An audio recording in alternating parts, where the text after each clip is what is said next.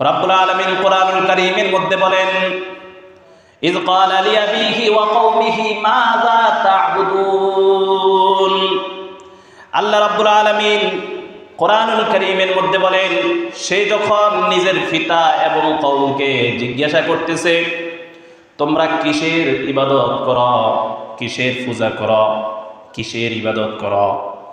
এরপরে আল্লাহ তাআলা সূরাতুস সাফফাতের ৮৬ নম্বর আয়াতের মধ্যে বলেন, আইফকান আলিহাতান দুনাল্লাহি তুরিদুন। তোমরা কি আল্লাহকে বাদ দিয়ে মিথ্যা মাবুদ পেতে চাও? আল্লাহকে বাদ দিয়ে মিথ্যে উপাস্য পেতে চাও?